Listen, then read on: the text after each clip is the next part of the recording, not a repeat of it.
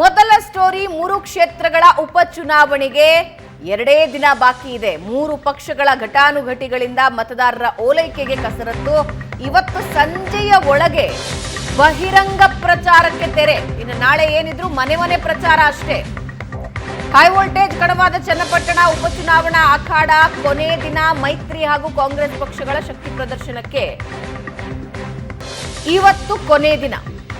ಇವತ್ತು ಬೃಹತ್ ಸಮಾವೇಶದ ಮೂಲಕ ಶಕ್ತಿ ಪ್ರದರ್ಶನಕ್ಕೆ ರೆಡಿ ಆಗಿದ್ದಾರೆ. ದೊಡ್ಡ ಮಳೂರು ಗ್ರಾಮದ ಬಳಿ ಕಾಂಗ್ರೆಸ್ ಬೃಹತ್ ಸಮಾವೇಶ. 20,000ಕ್ಕೂ ಜಾಸ್ತಿ ಜನರನ್ನ ಸೇರಿಸೋದಕ್ಕೆ ಚಿಂತನೆ ನಡೆಸಿಕೊಂಡಿದೆ. ಕಾಂಗ್ರೆಸ್ ಅಭ್ಯರ್ಥಿ ಸಿಪಿ ಯೋಗೇಶ್ವರ್ ಮತಯಾಚನೆ ಮಾಡೋರಿದ್ದಾರೆ. ಇನ್ನು ಸಿಎಂ ಸಿದ್ದರಾಮಯ್ಯ, ಡಿಕೆ ಮಾಜಿ ಸಂಸದ ಡಿಕೆ ಸುರೇಶ್, ಸಚಿವ ಚಲುವರಾಯಸ್ವಾಮಿ, ಬೈರತಿ ಸುರೇಶ್, ರಾಮಲಿಂಗಾರೆಡ್ಡಿ ಸೇರಿದಂತೆ ಹಲವರು ಭಾಗಿಯಾಗ್ತಾರೆ. ಗೆಲ್ಲಲೇಬೇಕು ಅಂತ ಪಣ ತೊಟ್ಟಿದೆ ಕಾಂಗ್ರೆಸ್. ಸರ್ಕಾರಿ ಪಿಯು ಕಾಲೇಜ್ ಮೈದಾನದಲ್ಲಿ ಮೈತ್ರಿ ಪಕ್ಷದ ಬೃಹತ್ ಸಮಾವೇಶನೂ ಇರುತ್ತೆ. ನಿಖಿಲ್ ಕುಮಾರಸ್ವಾಮಿ ಪರ ಮತಯಾಚನೆ ಮಾಡಲಿದ್ದಾರೆ. ಮೈತ್ರಿ ನಾಯಕರು ಕುಮಾರಸ್ವಾಮಿ ಇರ್ತಾರೆ, ದೇವೇಗೌಡರು ಇರ್ತಾರೆ, ಯಡಿಯೂರಪ್ಪ ಭಾಗಿಯಾಗ್ತಾರೆ. ಒಂದು ಕಡೆ ಕಾಂಗ್ರೆಸ್ ಸಮಾವೇಶ, ಮತ್ತೊಂದು ಕಡೆ ಮೈತ್ರಿ ಸಮಾವೇಶ. ಮೈತ್ರಿ ಜೆಡಿಎಸ್ ಮತ್ತು ಬಿಜೆಪಿಯ ಮೈತ್ರಿ ಸಮಾವೇಶ. ಬಹಿರಂಗ ಪ್ರಚಾರಕ್ಕೆ ಇವತ್ತು ತೆರೆ ಬೀಳುತ್ತೆ. ನಾಳೆ ಏನಿದ್ರು ಮನೆ ಮನೆಗೆ ಹೋಗಿ ಮತ ಹಾಕಿ ಅಂತ ಮತದಾರರನ್ನ ಕೇಳಬೇಕಾಗುತ್ತೆ.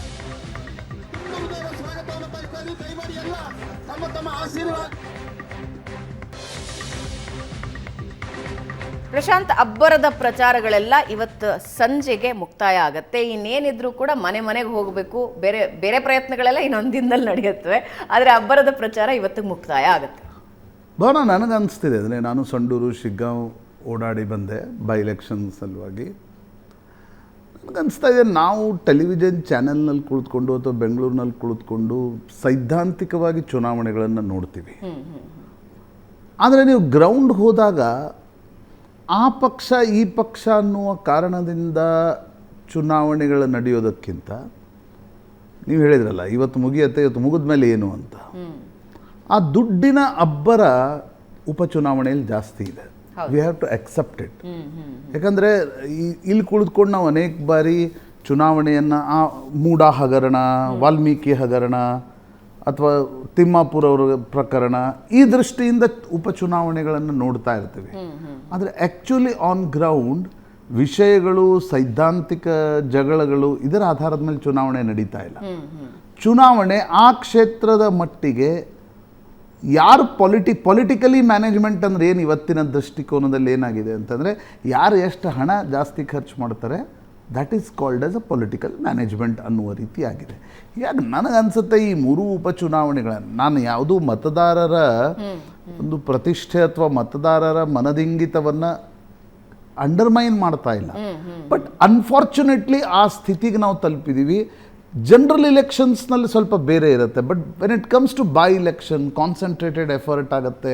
20 ಸಚಿವರು ಹೋಗಿ ಕುಳಿತುಕೊಳ್ತಾರೆ, ವಿಪಕ್ಷಗಳ ಬಹುತೇಕ ಶಾಸಕರು ಹೋಗಿ ಕುಳಿತುಕೊಳ್ತಾರೆ. ಆ ಚುನಾವಣೆಗಳು ಯಾರು ಚೆನ್ನಾಗಿ, ದುಡ್ಡು ಎರಡೂ ಕಡೆ ಇದೆ, ಯಾರು ಚೆನ್ನಾಗಿ ಎಲ್ಲಿ ಕರೆಕ್ಟಾಗಿ ಮುಟ್ಟಿಸ್ತಾರೋ ಅವರು ಚುನಾವಣೆಗಳನ್ನು ಗೆಲ್ಲುವ ವಾತಾವರಣ ನಿಧಾನವಾಗಿ ನಿರ್ಮಾಣ ಆಗ್ತಾ ಇದೆ. ಇದು ಅನ್ಫಾರ್ಚುನೇಟ್. ಹೌದು, ನೋಡಿ ಮೊನ್ನೆ ಒಬ್ಬರು ಸಚಿವರು ಯಾವುದೋ ಒಂದು ಕ್ಷೇತ್ರಕ್ಕೆ ಹೋಗಿದ್ರು, ಭಾಷಣ ಮಾಡಿದರು. ಜನ ಅವ್ರಿಗೆ ಹೇಳಿದ್ರಂತೆ, ಈ ಭಾಷಣ ಎಲ್ಲ ಬಿಟ್ಬಿಡ್ರಿ, ನೀವು ಎಷ್ಟು ಹಣವನ್ನು ಕೊಡ್ತೀರಿ ಅಷ್ಟು ಹೇಳಿಬಿಡಿ, ಈ ಹಳ್ಳಿಗಳಲ್ಲಿ ಇಷ್ಟು ಓಟ್ ಇದೆ, ಎಷ್ಟು ಹಣ ಕೊಡ್ತೀರಿ ಹೇಳಿ ಅಂತಕ್ಕ. ಅಂದರೆ ನಾವು ಯಾವತ್ತಿಗೂ ರಾಜಕೀಯ ನಾಯಕರ ದೃಷ್ಟಿಯಿಂದ ಯೋಚನೆ ಮಾಡ್ತೀವಿ. ಮತದಾರರು ಏನು ಕೇಳ್ತಿದ್ದಾರೆ ಅದ್ರ ಬಗ್ಗೆ ಕೂಡ ನಿಶ್ಚಿತವಾಗಿ ಚರ್ಚೆ ಆಗಬೇಕಲ್ಲ. ಯಾಕಂದರೆ ಮತದಾರರು ತುಂಬ ಪ್ರಜ್ಞಾವಂತರು ಇರ್ತಾರೆ ಅಂತ ನಾವು ಕೇಳಿದ್ವಿ. ಜಗತ್ತಿನ ಚುನಾವಣೆಯ ಇತಿಹಾಸದಲ್ಲಿ 1945ರ ಬ್ರಿಟನ್ ಚುನಾವಣೆ ಬಗ್ಗೆ ಭಾಳ ಚರ್ಚೆ ಮಾಡಲಾಗತ್ತೆ. ವಿನ್ಸ್ಟನ್ ಚರ್ಚಿಲ್ 2ನೇ ಮಹಾಯುದ್ಧವನ್ನು ವಿನ್ಸ್ಟನ್ ಚರ್ಚಿಲ್ ಗೆಲ್ಲಿಸಿದ್ರು ಬ್ರಿಟನ್ನನ್ನು. ಹಿಟ್ಲರ್ ಪರಾಭವಾದ, ಹಿಟ್ಲರ್ ಹತನಾದ. ಅಮೇರಿಕಾ, ಬ್ರಿಟನ್ ಮತ್ತು ರಷ್ಯಾದ ಏನೊಂದು ಮಿತ್ರರಿದ್ದರು, ಅವರು ಯುದ್ಧವನ್ನು ಗೆದ್ದರು. Winston Churchill was very much popular. ಇದೇನು ಈ ಸೈನ್ ಅಂತ ತೋರಿಸ್ತಾರಲ್ಲ ರಾಜಕಾರಣಿಗಳು, this is actually Winston Churchill's victory sign. V for victory, V for Winston ಅನ್ನುವ ದೃಷ್ಟಿಯಿಂದ ಈ ಸೈನ್ ಅನ್ನು ತೋರಿಸ್ತಾ ಇದ್ರು. 8 ತಿಂಗಳ ನಂತರ ಚುನಾವಣೆ ನಡೀತು. ವಿನ್ಸ್ಟನ್ ಚರ್ಚಿಲ್ ಸೋತು ಹೋದರು. ಮಾಧ್ಯಮಗಳಿಗೆ ಭಾರಿ ಆಶ್ಚರ್ಯ ಆಯ್ತು, ಯಾಕಂದರೆ ಮಾಧ್ಯಮಗಳೇ ಯುಫೋರಿಯಾದಲ್ಲಿದ್ವು. ಮಾಧ್ಯಮಗಳಿಗೆ ಭಾರಿ ಆಶ್ಚರ್ಯ ಆಯಿತು. ಅನೇಕ ಮಾಧ್ಯಮಗಳು ಹೋಗಿ ಜನರನ್ನು ಕೇಳಿದರು, ಏನಾಯಿತು. ಜನ ಬಹಳ ಒಂದು ಎಪಿಕ್ ಉತ್ತರವನ್ನು ಕೊಟ್ಟರು. ಯುದ್ಧ ಕಾಲದಲ್ಲಿ ವಿನ್ಸ್ಟನ್ ಚರ್ಚಿಲ್ ನಾಯಕತ್ವ ಈ ದೇಶಕ್ಕೆ ಬೇಕಿತ್ತು, ಶಾಂತಿ ಕಾಲದಲ್ಲಿ ವಿನ್ಸ್ಟನ್ ಚರ್ಚಿಲ್ ನಾಯಕತ್ವ ಬೇಕಿರಲಿಲ್ಲ. ಅದರ ಅರ್ಥ ಏನು? ಮತದಾರರು, ಪ್ರಜಾಪ್ರಭುತ್ವದಲ್ಲಿ ಮತದಾರರು ಪ್ರಜ್ಞಾವಂತ ಇರೋದು, ಮತದಾರರು ಈ ರೀತಿಯ ಸೂಕ್ಷ್ಮ ಮನಸ್ಸಿನವರು ಇರೋದು ಭಾಳ ಮುಖ್ಯ ಇರುತ್ತೆ. ಬಟ್ ಇದನ್ನು ನೀವು ಬೈ ಎಲೆಕ್ಷನ್ಸ್ಗೆ ಸ್ವಲ್ಪ ಹೋಲಿಸಿ ನೋಡಿ. ಬೈ ಎಲೆಕ್ಷನ್ಸ್ನಲ್ಲಿ ಆ ಸೂಕ್ಷ್ಮತೆ, ಆ ಪ್ರಜ್ಞಾವಂತತನಕ್ಕಿಂತ ನೀವು ಎಷ್ಟು ಪವರನ್ನು ಉಪಯೋಗಿಸ್ತೀರಿ, ಎಷ್ಟು ಹಣವನ್ನು ಹಾಕ್ತೀರಿ, ಎಷ್ಟು ಬಂಡವಾಳವನ್ನು ಹೂಡ್ತೀರಿ. ಅವರು ಚುನಾವಣೆಯನ್ನು, ನಾನು ಬರೀ ಇದರಲ್ಲಿ ಕಾಂಗ್ರೆಸ್ಸು ಇಲ್ಲಿ ಅಧಿಕಾರದಲ್ಲಿದೆ, ಹಿಂದೆ BJP ಅಧಿಕಾರದಲ್ಲಿದ್ದಾಗ ನಾವು ಬಸವ ಕಲ್ಯಾಣದ ಚುನಾವಣೆಯನ್ನು ನೋಡಲಿಲ್ವ? ಆ ರೀತಿಯ ಒಂದು ವಿಚಿತ್ರ ಸ್ಥಿತಿಗೆ ರಾಜಕಾರಣ ಬಂದು ತಲುಪಿದೆ. ಹೀಗಾಗಿ ಮೊದಲೆಲ್ಲ ನಾವು ಚಿಕ್ಕವರಿದ್ದಾಗ ಕೊನೆಯ 2 ದಿನ ಕತ್ತಲ ರಾತ್ರಿ ಅಂತ ಇದ್ರು. ಕತ್ತಲ ರಾತ್ರಿ. ಆ ಕತ್ತಲ ರಾತ್ರಿಯಲ್ಲಿ ಎಷ್ಟು ಹಣ ಹೆಂಡ ಹಂಚ್ತಾರೆ, ಅದು ಚುನಾವಣೆಯ ಮೇಲೆ ಜನರಲ್ ಎಲೆಕ್ಷನ್ಸ್ನಲ್ಲೂ ಇದು ಪರಿಣಾಮ ಬೀರುತ್ತೆ. ಬಟ್ ಅದರ ಪರಿಣಾಮ ಕಡಿಮೆ ಇರುತ್ತೆ, ಯಾಕಂದರೆ ಎಲ್ಲ ಕಡೆ ಚುನಾವಣೆಗಳಿರ್ತವೆ, ಎಲ್ಲ ಕಡೆನೂ ಖರ್ಚು ಮಾಡಬೇಕಾಗತ್ತೆ. ಬಟ್ ಬೈ ಎಲೆಕ್ಷನ್ಸ್ನಲ್ಲಿ ಹಾಗಲ್ಲ. ಈಗ ನೋಡಿ, ಶಿಗ್ಗಾಂವಿ, ಸಂಡೂರು, ಒಂದೊಂದು ಕ್ಷೇತ್ರದಲ್ಲಿ 20 ಸಚಿವರು ಹೋಗಿ ಬಿಡ್ಬಿಟ್ಟಿದ್ದಾರೆ, ಅಥವಾ 20 ಶಾಸಕರು ಹೋಗಿ ಬಿಟ್ಟು, ಒಂದು ಹಳ್ಳಿಗೆ ಒಬ್ಬ ಶಾಸಕರಿದ್ದಾರೆ 2 ಪಕ್ಷಗಳ ಕಡೆ. ನಾನು ಸಂಡೂರಿಗೆ ಹೋಗಿದ್ದೆ, 2 ಪಕ್ಷಗಳವರು ಖಾಸಗಿಯಾಗಿ ಹೇಳೋದೇನು ಭಾವನ, 2 ಪಕ್ಷಗಳವರು ಖಾಸಗಿ ಯಾರೆಷ್ಟು ಕೊನೆಯ 2 ದಿನ ಜಾಸ್ತಿ ಹಣ ಖರ್ಚು ಮಾಡ್ತಾರೆ ಅವರು ಚುನಾವಣೆಯನ್ನು ಗೆದ್ಕೋತಾರೆ. ಅವರು ಶೇಮ್ಲೆಸ್ಲಿ ಪೊಲಿಟಿಷಿಯನ್ಸ್ ಆಗಿ ಹೇಳ್ತಾರ, ಅಥವಾ ಆ ರೀತಿಯ ಅನಿವಾರ್ಯತೆ ಆನ್ ಗ್ರೌಂಡ್ ತಯಾರಾಗಿಬಿಟ್ಟಿದೆಯಾ? ಒಂದು ಓಟಿಗೆ ನಾವು ಇಷ್ಟು ಖರ್ಚು ಮಾಡ್ತೀವಿ, ಅವರೆಷ್ಟು ಖರ್ಚು ಮಾಡ್ತಾರೆ ಅನ್ನೋದ್ರ ಮೇಲೆ ರಿಸಲ್ಟ್ ನಿಂತಿದೆ ಅಂತಕ್ಕಂಥದ್ದನ್ನು ಭಾಳ ಮುಕ್ತವಾಗಿ ಬಟ್ ಖಾಸಗಿಯಾಗಿ ರಾಜಕಾರಣಿಗಳು ಹೇಳುವ ಪರಿಸ್ಥಿತಿ ಅಥವಾ ಆ ಕಾಲಘಟ್ಟದಲ್ಲಿ ನಾವಿದ್ದೀವಿ. ಹೀಗಾಗಿ ಚುನಾವಣೆಯನ್ನು ಆನ್ ಗ್ರೌಂಡ್ ಹೆಚ್ಚೆಚ್ಚು ನೋಡದಂತೆ ನಾವು ಸೈದ್ಧಾಂತಿಕವಾಗಿ, ನಾವು ವಿಷಯಾಧಾರಿತವಾಗಿ ಈ ಚುನಾವಣೆಗಳು ನಡೆಯಲ್ಲ. ಬೈ ಎಲೆಕ್ಷನ್ಸ್ಗಳಂತೂ ಯಾವುದೂ ವಿಷಯಾಧಾರಿತ ನಡೆಯಲ್ಲ. ಯಾವ ಸರ್ಕಾರ ಹಣ ಅನ್ನೋದನ್ನು ನೀವು ವಿಷಯ ಅಂತ ಸಮೀಕರಿಸಿದ್ರೆ ಆ ವಿಷಯಾಧಾರಿತವಾಗಿ ಚುನಾವಣೆ ನಡೆಯುತ್ತೆ.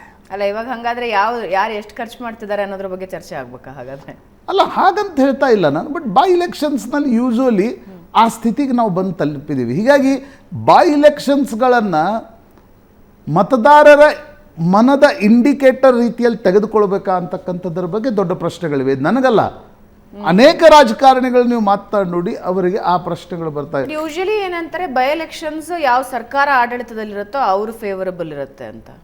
ಅದು ನ್ಯಾಚುರಲಿ ಬಿಕಾಸ್ ಆಫ್ ಪವರ್. ಈಗ ಶಿಗ್ಗಾಂವ್ನಲ್ಲಿ ಕಾಂಗ್ರೆಸ್ ಹೋಗಿ ಏನು ಹೇಳ್ತಾ ಇದೆ ನೋಡಿ, ಈಗ ಭರತ್ ಬೊಮ್ಮಾಯಿ ಬಂದು ಏನು ಮಾಡ್ತಾರೆ, ನಮ್ಮ ಕೈಯಲ್ಲಿ ಅಧಿಕಾರ ಕೊಡಿ, ನಮ್ಮದು ಅಧಿಕಾರ ಇದೆ, ನಾವು ಎಲ್ಲ ಅಭಿವೃದ್ಧಿ ಕೆಲಸಗಳನ್ನು ಮಾಡ್ತರ್ತೀವಿ ಅಂತಕ್ಕಂಥದ್ದು. ಸಂಡೂರಿನಲ್ಲೂ ಕಾಂಗ್ರೆಸ್ ಅದೇ ಪ್ರಚಾರವನ್ನು ನಡೆಸ್ತಾ ಇದೆ. ಆದರೆ ನನಗನ್ಸುತ್ತೆ, ಯಾರಿಗೆ ಹೆಚ್ಚು ಪೊಲಿಟಿಕಲಿ ಮ್ಯಾನೇಜ್ ಮಾಡ್ತಕ್ಕಂಥ ಶಕ್ತಿ ಇದೆ ಆ ಕ್ಷೇತ್ರ ಅವ್ರ ಹತ್ರ ವಾಲ್ತಕ್ಕಂಥ ಸಾಧ್ಯತೆಗಳು. ಈಗ ಚನ್ನಪಟ್ಟಣದಿಂದ ಶುರು ಮಾಡೋಣ. ಚನ್ನಪಟ್ಟಣದಲ್ಲಿ ನನಗನ್ಸುತ್ತೆ ದ ಬಿಗ್ಗೆಸ್ಟ್ ಅಂದರೆ ನೋಡಿ, DK Shivakumar, DK Suresh, CP Yogeshwar, ಕಾಂಗ್ರೆಸ್ನ ಮಷಿನರಿ ಚನ್ನಪಟ್ಟಣದಲ್ಲಿ ಹೋಗಿ ಕುಳಿತಿದೆ. ಕಾಂಗ್ರೆಸ್ನ ದೊಡ್ಡ ಶಕ್ತಿ ಏನಿಲ್ಲ, ಆದರೆ CP ಯೋಗೇಶ್ವರರ ಶಕ್ತಿ ಇದೆ. CP ಯೋಗೇಶ್ವರ್ ಬಳಿ ಕೇಡರ್ ಇದೆ, ಕಾಂಗ್ರೆಸ್ನ ಪವರ್ ಇದೆ. ಅದನ್ನು ಜೋಡಿಸಿ ಚುನಾವಣಾ ಪ್ರಚಾರವನ್ನು, ಚುನಾವಣಾ ಮ್ಯಾನೇಜ್ಮೆಂಟನ್ನು ಮಾಡಲಾಗ್ತದೆ. ಇನ್ನೊಂದು ಕಡೆ ಸ್ವತಃ ದೇವೇಗೌಡರು ಬಂದು ಕುಳಿತಿದ್ದಾರೆ. ಇಡೀ ನನಗನ್ಸುತ್ತೆ ಚನ್ನಪಟ್ಟಣದ ಚುನಾವಣೆಯ ಸೋಲು ಗೆಲುವನ್ನು ನಿರ್ಧರಿಸ್ತಕ್ಕಂಥದ್ದು ದೇವೇಗೌಡರ ಮಾತಿನ ಬಗ್ಗೆ ಚನ್ನಪಟ್ಟಣದ ಜನ ಏನು ಯೋಚನೆ ಮಾಡ್ತಾರೆ ಅಂತಕ್ಕಂಥ. ಯಾಕಂದರೆ ದೇವೇಗೌಡರಿಗೆ ಒಂದು ಎಮೋಷ್ನಲ್ ಅಪೀಲ್ ಕೂಡ ಇದೆ.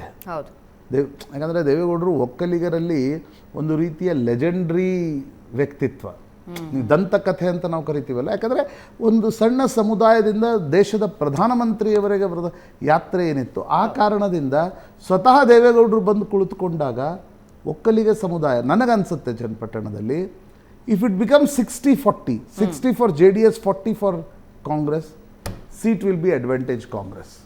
ಇಫ್ ಇಟ್ ಬಿಕಮ್ಸ್ 80-20, ಒಕ್ಕಲಿಗರ 80% JDSನ ತವಾಲಿದ್ರೆ that can become advantage for JDS in Channapatna ಅಂತ ಅನಿಸುತ್ತೆ.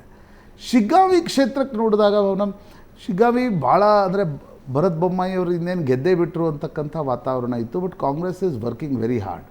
ಮುಖ್ಯಮಂತ್ರಿ ಸಿದ್ದರಾಮಯ್ಯನವರು ಅಲ್ಲಿ ಹೋಗಿ ಬಂದ ಮೇಲೆ Congress is giving tough fight to BJP. ಕಳೆದ ಬಾರಿ 36,000 ಮತಗಳ ಅಂತರದಿಂದ ಬಸವರಾಜ ಬೊಮ್ಮಾಯಿ ಆ ಕ್ಷೇತ್ರವನ್ನು ಇದೇ ಯಾಸಿರ್ ಪಠಾಣ್ ವಿರುದ್ಧ ಗೆದ್ದುಕೊಂಡಿದ್ರು. ಆಗ ಬಸವರಾಜ ಬೊಮ್ಮಾಯಿ ಮುಖ್ಯಮಂತ್ರಿಯಾಗಿದ್ದರು. ಈಗ ಮಗನನ್ನು ಎಷ್ಟು ಅಂತರದಿಂದ ಗೆಲ್ಲಿಸ್ಕೊಳ್ತಾರೆ ಅಲ್ಲೂ ನಾನು ನೋಡಿದೆ. ಕೊನೆಯ 2-3 ದಿನಗಳು ಕೃಷಿಯಲ್ಲಿವೆ. ಈಗ ಕೊನೆಯ 2-3 ದಿನ ಅಂತಾರಲ್ಲ, ಅದು ಏನು ಅಂತಕ್ಕಂಥದ್ದು ಈಗ ನಾವು ತುಂಬ ಅದನ್ನೇನು ಬಿಡಿಸಿ ಹೇಳಬೇಕಿಲ್ಲ, ಜನರಿಗೂ ಗೊತ್ತಿದೆ ಕೊನೆಯ 2-3 ದಿನ ಅಂದರೆ ಏನು ಅಂತಕ್ಕಂಥದ್ದು. ಹೀಗಾಗಿ ಶಿಗ್ಗಾಂವಿ ಕ್ಷೇತ್ರದಲ್ಲಿ ಬಸವರಾಜ ಬೊಮ್ಮಾಯಿಯವ್ರಿಗೊಂದು ಕ್ಷೇತ್ರದ ಮೇಲೆ ಹಿಡಿತಾ ಇದೆ. 2008ರಿಂದ ಸತತವಾಗಿ 4 ಬಾರಿ ಆ ಕ್ಷೇತ್ರವನ್ನು ಗೆದ್ದುಕೊಂಡಿದ್ದಾರೆ. ಭರತ್ರನ್ನು ಪುನರಪಿ ಗೆಲ್ಲಿಸ್ಕೊಳ್ತಾರ. ಯಾಸಿರ್ ಪಠಾಣ್ ಮೊದಲು ಒಂದು ರೀತಿಯಾಗಿರ್ತಕ್ಕಂಥ ಅಡ್ಜಸ್ಟ್ಮೆಂಟ್ ಕ್ಯಾಂಡಿಡೇಟ್ ಅನ್ನುವ ರೀತಿಯಲ್ಲಿ ಯಾಸಿರ್ ಪಠಾಣ್ರನ್ನು ನೋಡಲಾಗ್ತಾ ಇತ್ತು. ಬಟ್ ಕಾಂಗ್ರೆಸ್ನ ಇಡೀ ಮಷಿನರಿಯಲ್ಲಿ ಹೋಗಿ ಚುನಾವಣೆ ಕೆಲಸಕ್ಕೆ ಇಳಿದಿದೆ. ಬಟ್ ಆ್ಯಸ್ ಆಫ್ ನೌ ಅದು ಹೆಂಗೆ ಅಂದರೆ ಅಡ್ವಾಂಟೇಜ್ ಬೊಮ್ಮಾಯಿ ಇರಬಹುದು ಅಂತಕ್ಕಂಥದ್ದು ಅನ್ನಿಸ್ತಾ ಇದೆ. ಶಿಗ್ಗಾಂವಿ ಕ್ಷೇತ್ರ ಸಾರ್ವತ್ರಿಕ ಅಭಿಪ್ರಾಯಗಳನ್ನು ಕೇಳಿದಾಗ. ಇನ್ನು ಸಂಡೂರಿಗೆ ಬಂದರೆ, ಸಂಡೂರು ಒಂದು ಇಂಟ್ರೆಸ್ಟಿಂಗ್ ಕ್ಷೇತ್ರ. ಅಲ್ಲಿ ಜನಾರ್ದನ್ ರೆಡ್ಡಿ ಬಹಳ ದಿನಗಳ ನಂತರ BJPಯ ಚುನಾವಣೆಯ ಮ್ಯಾನೇಜ್ಮೆಂಟನ್ನು ವಹಿಸ್ಕೊಂಡಿದ್ದಾರೆ. ಅದರ ಪ್ಲಸ್ಸು ಇದೆ, ಅದರ ಮೈನಸ್ಸು ಇದೆ. ಯಾಕಂದರೆ ಜನಾರ್ದನ್ ರೆಡ್ಡಿ ಒಂದು ಕಾಲದಲ್ಲಿ ಇಡೀ ಬಳ್ಳಾರಿ ಜಿಲ್ಲೆಯ ರಿಪಬ್ಲಿಕ್ ಆಫ್ ಬಳ್ಳಾರಿ ರೀತಿಯಲ್ಲಿ ಅದನ್ನು ಆಳದವರು ಪೊಲಿಟಿಕಲಿ. ಮೈನ್ ಓನರ್ಸ್ ದೊಡ್ಡ ಸಂಖ್ಯೆಯಲ್ಲಿದ್ದಾರೆ. ಮೈನ್ ಓನರ್ಸ್ ಪ್ರತಿಯೊಂದು ಮೈನ್ನಲ್ಲೂ ಕೂಡ 2,000-3,000 ಮತಗಳಿವೆ. ಸೊ ಮೈನ್ ಓನರ್ಸ್ ಅಭಿಪ್ರಾಯ ಏನು ಅಂತಕ್ಕಂಥದ್ದು ಸಂಡೂರಿನಲ್ಲಿ ಭಾಳ ಮುಖ್ಯ ಆಗುತ್ತೆ. ಜನಾರ್ದನ್ ರೆಡ್ಡಿ ಪುನರಪಿ ಅಖಾಡದಲ್ಲಿರುವಾಗ ಒಂದು ಲಿಂಗಾಯತ ನನಗನ್ಸೋದು, ನೀವು ST ವೋಟ್ಸ್ ಡಿವೈಡ್ ಆಗ್ತವೆ. ಶೆಡ್ಯೂಲ್ಡ್ ಟ್ರೈಬ್ ಇಬ್ಬರು ಶೆಡ್ಯೂಲ್ಡ್ ಟ್ರೈಬ್ ಕ್ಯಾಂಡಿಡೇಟ್ ಇರೋದ್ರಿಂದ ಅವು ವೋಟ್ಗಳು ಡಿವೈಡ್ ಆಗ್ತವೆ. ನಾಯಕ ಸಮುದಾಯದ ವೋಟ್ಗಳು ಡಿವೈಡ್ ಆಗ್ತವೆ. SC ಮತ್ತು ಲಿಂಗಾಯತರ ವೋಟ್ಗಳು ಬಹಳ ಮುಖ್ಯ ಅಂತ ನನಗನ್ಸುತ್ತೆ. ಲಿಂಗಾಯತರ ವೋಟ್ಗಳನ್ನು BJP ದಂಡಿಯಾಗಿ ತೆಗೆದುಕೊಳ್ಳಿಕ್ಕೆ ಸಾಧ್ಯ ಆದರೆ ಮಾತ್ರ BJP will be in fight. ಆದರೆ ಜನಾರ್ದನ್ ರೆಡ್ಡಿ ಬಗ್ಗೆ ಲಿಂಗಾಯತ ಸಮುದಾಯದಲ್ಲೂ ಒಂದಿಷ್ಟು ಅಪ್ರಿಹೆನ್ಷನ್ಸ್ಗಳಿವೆ, ಹಳೆಯ ಕಾರಣದಿಂದ, ಅವರ ಯಡಿಯೂರಪ್ಪನವರ ವಿರೋಧ, ಆ ಕಾರಣದಿಂದ. ಸೊ ಮೈನ್ ಓನರ್ಸ್, ಲಿಂಗಾಯತರು ಮತ್ತು SC ಸಮುದಾಯ ಹೆಂಗೆ ವೋಟ್ ಮಾಡುತ್ತೆ ಅಂತಕ್ಕಂಥದ್ದು ಕೂಡ ಸಂಡೂರಿನಲ್ಲಿ ಬಹಳ ಮುಖ್ಯ ಆಗುತ್ತೆ. ಬಟ್ ಇದರೆಲ್ಲದಕ್ಕಿಂತ over reaching effect is vitamin M, money. ಅಲ್ಲ, ಇದು ಅನಿವಾರ್ಯ. ಅಂದರೆ ಒಂದು ರೀತಿ ಅನ್ಫಾರ್ಚುನೇಟ್ ಸ್ಥಿತಿಗೆ ನಾವು ತಲುಪಿದ್ದೀವಿ. ಇದನ್ನು ನಾವು ಒಪ್ಕೊಳ್ಳೇಬೇಕು. ಇದನ್ನು ಇಲ್ಲೇ ಇಲ್ಲ, ತುಂಬ ಚುನಾವಣೆ ಬೇರೆ ಕಾರಣದಿಂದ ನಡೀತಾ ಇದೆ, ಜಾತಿಯ ಕಾರಣದಿಂದ ನಡೀತಾ ಇದೆ, ಹಾಗೆ ನನಗೆ ಅನ್ನಿಸ್ತಾ ಇಲ್ಲ. ಅವೆಲ್ಲವೂ ಕಾರಣಗಳಿವೆ. ಬಟ್ ಅದರ ಮೇಲೆ ಓವರ್ ಆರ್ಚಿಂಗ್ ಇಫೆಕ್ಟ್ ಯಾವುದಾದ್ರೂ ಇದ್ದರೆ that is vitamin M. So ನಾನು ಮುಂದಿನ 48 ಗಂಟೆಗಳ ಕಾಲ ವಿಟಮಿನ್ M ಯಾವ ಕಡೆ ಹೇಗೆ ತಿರುಗಿಸುತ್ತೆ ಅಂತಕ್ಕಂಥದ್ದು ನೋಡ್ಬೇಕು. ಯಾವ ಪಕ್ಷ ಎಷ್ಟೆಷ್ಟು ಕೊಡುತ್ತೆ, ಅದಕ್ಕೆ ಜನ ಏನಂತಾರೆ ಅನ್ನೋದ್ರ ಮೇಲೆ ಡಿಪೆಂಡ್ ಆಗುತ್ತೆ, ನೋಡೋಣ. ಆದರೆ ಇವತ್ತು ಬಹಿರಂಗ ಪ್ರಚಾರಕ್ಕೆ, ಸಮಾವೇಶಕ್ಕೆ, ಮೈಕ್ಗಳನ್ನು ಹಿಡಿದು ಅನೌನ್ಸ್ಮೆಂಟ್ಗೆ ಎಲ್ಲಕ್ಕೂ ಕೊನೆ ದಿನ. ಏನೇನು ಸರ್ಕಸ್ ಮಾಡಬೇಕಿದೆಯೋ ಇವತ್ತು ಮುಗಿಸ್ಬಿಡ್ತಾರೆ. ಮುಂದಿನ ಹಂತದಲ್ಲಿ ಏನು ಮಾಡಬೇಕು ಅನ್ನೋದನ್ನು ಮುಂದುವರಿಸ್ಕೊಂಡು ಹೋಗ್ತಾರೆ.